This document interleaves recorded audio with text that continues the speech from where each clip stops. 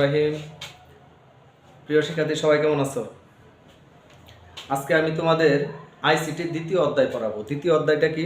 Data communication and computer networking এর দ্বিতীয় part আলোচনা করব। এই দ্বিতীয় অধ্যায়ের দ্বিতীয় পার্টে কি কি পড়বো দেখো। ব্যান্ডউইথের একক হিসাব, তারপর কি ব্যান্ডউইথের প্রকারভেদ। ঠিক আছে, ব্যান্ডউইথ জিনিসটা কি বলতো? নির্দিষ্ট সময়ে ডাটা ট্রান্সমিশন হারকে কি বলে? ব্যান্ডউইথ বলে। আর এখন ব্যান্ডউইথের একক হিসাব, ইউনিটস অফ ব্যান্ডউইথ মেজারমেন্ট। একক হিসাবগুলি আমরা দেখি, ব্যান্ডউইথের একক হিসাবগুলা। যেমন দেখো,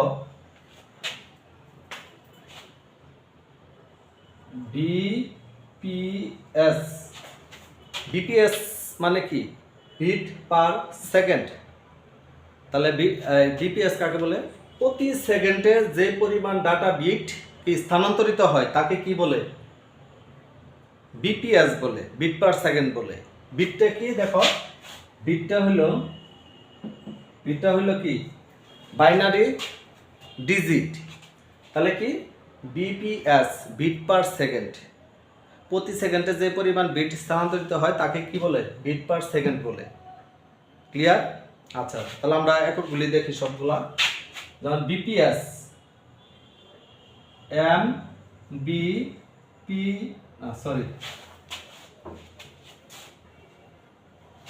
আমরা ব্যান্ডউইথের একক হিসাবগুলো দেখি।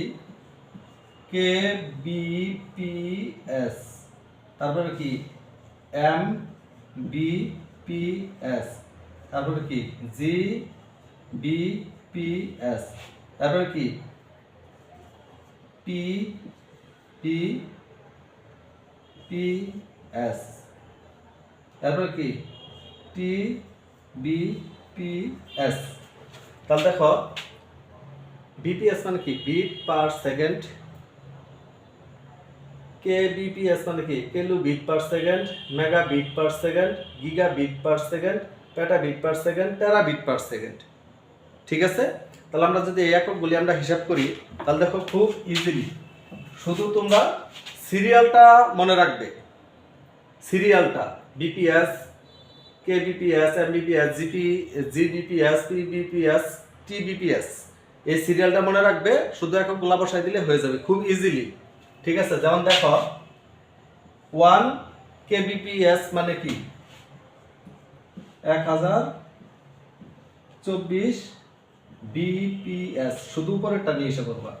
আবার 1 এমবিপিএস দিবা 1024, এই উপরেরটা খালি নিয়ে এসে বসাই দিবা কে বিপিএস। আবার 1 জিপিএস মানে কি? 1024, এই শুধু উপরেরটা নিয়ে আসবা এমবিপিএস। আবার 1 পিবিপিএস মানে কি? 1024 gigabit per second, gigabit per second. আবার 1 টেরাবিট পার সেকেন্ড মানে কি? 1024 কি পিবিপিএস, টেরাবিট পার সেকেন্ড। দেখো সিরিয়ালি মনে রাখবা, শুধু এই সিরিয়ালটা মনে রাখবা।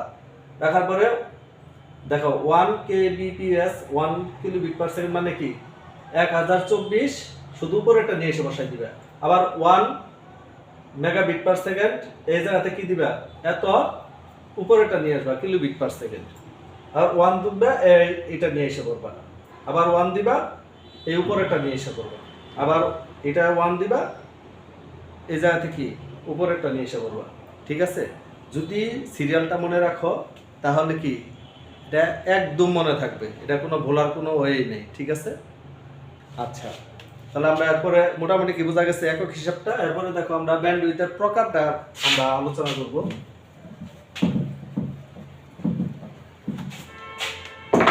ব্যান্ডউইথের প্রকারভেদ মানে ব্যান্ডউইথ কয় ভাগে ভাগ করা যায়? গতির উপর ভিত্তি করে, ডাটা ট্রান্সফার গতির উপর ভিত্তি করে ব্যান্ডউইথকে 3 ভাগে ভাগ করা যায়: narrowband, voice band, broadband. যেমন দেখো,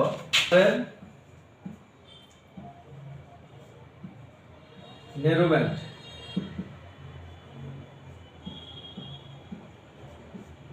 2 নম্বরে ভয়েস ব্যান্ড,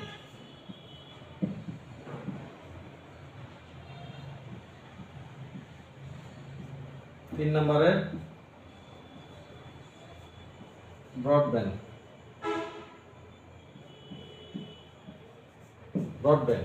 তাহলে দেখো নেরো ব্যান্ডটা কি, 45 থেকে 300 বিপিএস গতি থাকবে। তাহলে কি নেরো ব্যান্ডটা কি, 45 থেকে 300 বিট পার সেকেন্ড পর্যন্ত গতির সীমাকে কি বলে, নেরো ব্যান্ড বলে। আর ভয়েস ব্যান্ড কাকে বলে, 300 থেকে 9600 বিপিএস পর্যন্ত, মানে 300 থেকে 9600 বিপিএস পর্যন্ত গতির সীমাকে কি বলে, ভয়েস ব্যান্ড বলে। আর ব্রডব্যান্ড কাকে বলে, দেখো 1 Mbps বা এর উপর, এর বেশি। তাহলে কি ব্রডব্যান্ড কি, 1 Mbps বা এর বেশি গতির সীমাকে কি বলে, ব্রডব্যান্ড বলে। যেমন একটা তোমাদের একটু বুঝাই দেই, নেরো ব্যান্ড আর ভয়েস ব্যান্ড কোথায় ব্যবহার হয় বলো তো, এই গতিগুলা টেলিফোনে। আর ব্রডব্যান্ড গতিগুলা কোথায় ব্যবহার হয়, যেমন অপটিক্যাল ফাইবার কেবলে। কি মোটামুটি কি বুঝতে পারছো? সবাই ভালো থাকবা, আজকে এ পর্যন্ত।